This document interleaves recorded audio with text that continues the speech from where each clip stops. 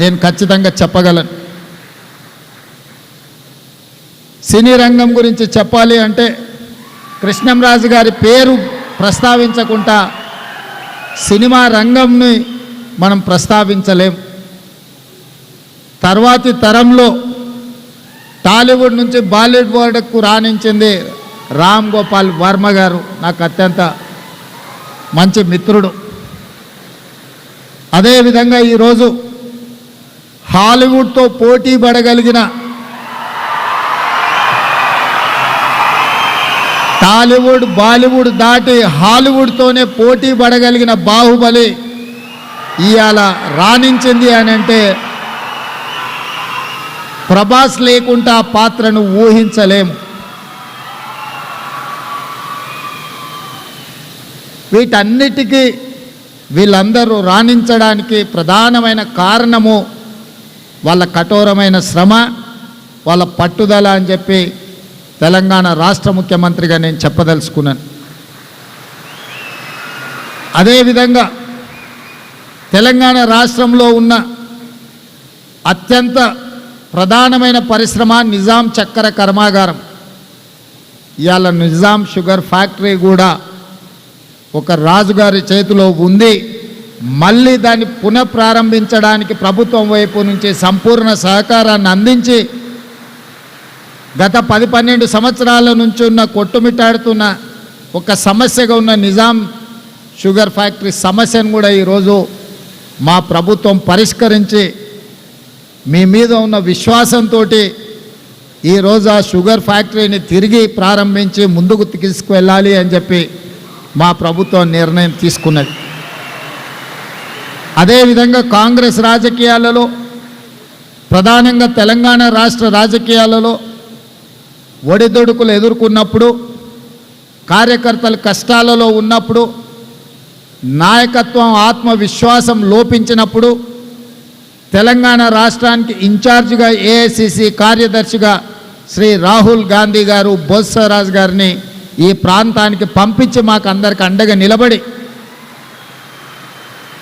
వారి 50 సంవత్సరాల అనుభవాన్ని ఉపయోగించి నాయకులను సమన్వయం చేస్తూ పార్టీని ముందుకు నడిపించి ఇవాళ కాంగ్రెస్ పార్టీ అధికారంలోకి రావడానికి అత్యంత క్రియాశీలక పాత్ర పోషించింది మా పెద్దలు బోస్రాజు గారు అని నేను ఈ సందర్భంగా చెప్పదలుచుకున్నా.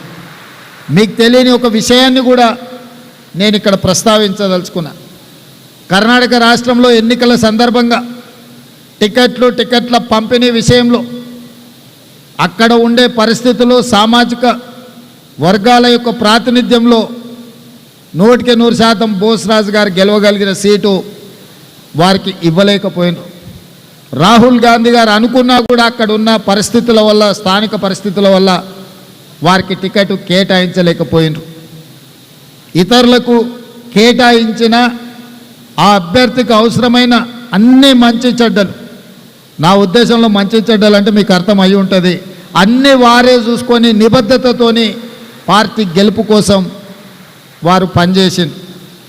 135 సీట్లతోని అత్యధిక మెజారిటీతోని కర్ణాటక రాష్ట్రంలో ప్రభుత్వం ఏర్పడ్డది. ప్రభుత్వం ఏర్పడ్డ తర్వాత ఢిల్లీలో పెద్దల దగ్గర మంత్రివర్గ కూర్పు విషయంలో పెద్దలు సిద్ధరామయ్య గారు ఆయన లిస్ట్ ఇచ్చిండ్రు. పిసిసి అధ్యక్షుడు మా సోదరుడు డికే శివకుమార్ గారు వారి లిస్ట్ ఇచ్చిండ్రు. ఇది నా గ్రూపు, ఇది నా గ్రూపు అని 2 గ్రూపుల మొత్తం లిస్టు పార్టీ ముందర పెట్టిండ్రు. వాటిని చూసి రాహుల్ గాంధీ గారు నా గ్రూపు కూడా మంత్రి కావాలి కదా అని బోస్రాజు గారి పేరు రాహుల్ గాంధీ గారు రాసింది.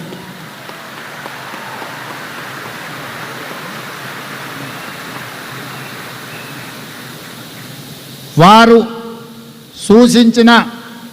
సూచించిన సమయంలో వారు ఎమ్మెల్యే కాదు, ఎమ్మెల్సీ కాదు, ఏమీ కాదు.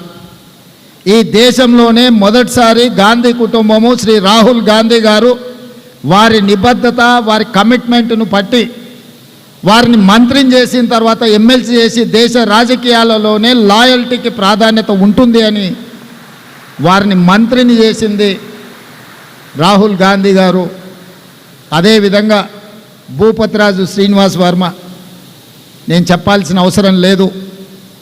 వారు ఒక సామాన్యమైన కార్యకర్తగా విద్యార్థి పరిషత్ నుంచి భారతీయ జనతా పార్టీ నాయకుడిగా పరిణామ క్రమంలో వారు ఎదిగినరు.